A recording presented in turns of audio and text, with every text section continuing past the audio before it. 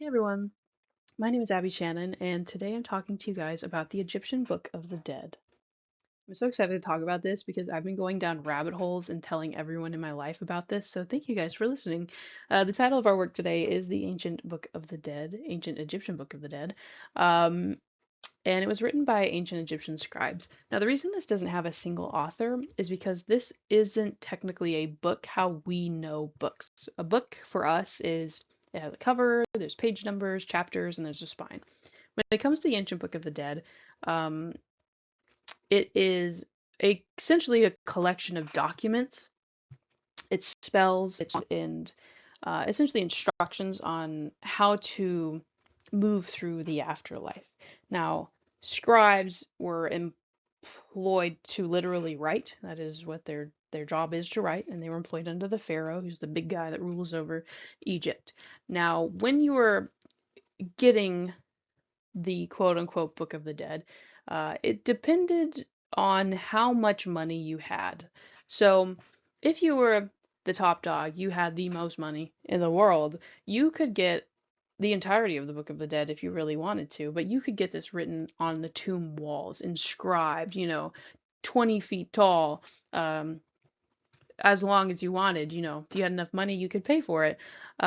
Which is when you see these pictures of archaeologists going into and excavating tombs, those tomb walls where you see hieroglyphics and the beautiful designs and illustrations, it's possible that those are sections of the Book of the Dead. If you were maybe a little less rich, but you still definitely had a lot of money, you could get a very personalized papyrus scroll of this. If you go down, there was essentially a fill in the blank version. Maybe you definitely had money to pay, but you weren't top dog to say you could just get, one spell. But because of this, it really doesn't have a certain size. If we're talking about the size of a wall, it could be 20 feet tall. If we're talking about, one single spell, it's only a few inches. So, also because this isn't one singular document, we saw them across burial sites all over Egypt.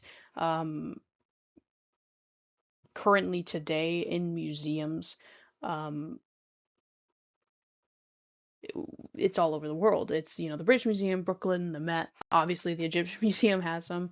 Uh, and it's so cool because that means you don't have to go to the other side of the world to be able to see what this really was.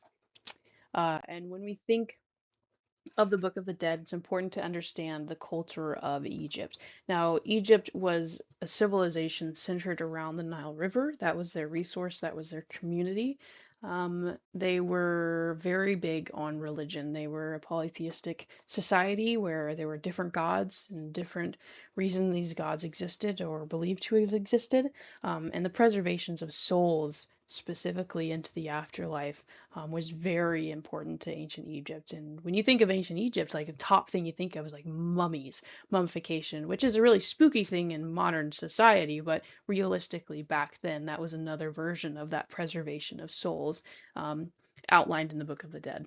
Now, the Book of the Dead generally is a funerary text, and funerary texts typically are religious or cultural writings created, um, in this case, to help the dead navigate the afterlife, but it could be, a way or instructions on what the living are to do with the dead, or maybe perhaps how the living are meant to view the dead. It isn't specific to navigating an afterlife. But for the Book of the Dead itself, ancient Egyptians believed life continues after death, so we need to give them instructions on how to pass and navigate that afterlife. And it really, really reflected how important religion was to them and the reality of mortality, because you are going to die.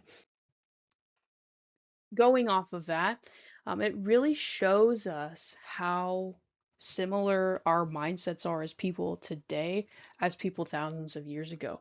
We all still search for purpose. And when we think of that search for purpose in ancient Egypt, we think of that mortality. And when it comes to ancient Egypt, there's a very famous scene, which a lot of people will know, called the weighing of the hearts. Now, the weighing of the hearts is that judgment of, are you a good person or not? And essentially, you are put a balance scale, and on one side is a feather, and the other side is a deceased person's heart. If your heart's equal to or less than the feather, you are morally good. You led a good life, and it was not full of sin. You are going to proceed into eternal life and it is going to be good.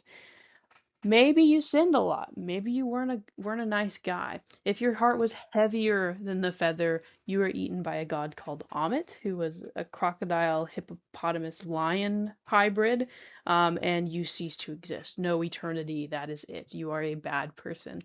And we see that today in cultures and religions. Maybe it's not a crocodile and maybe it's not an actual balance scale, but it is that knowledge of there could be something after this, and we may be judged by the actions and thoughts we have in this life. So it must be good so we can have goodness after.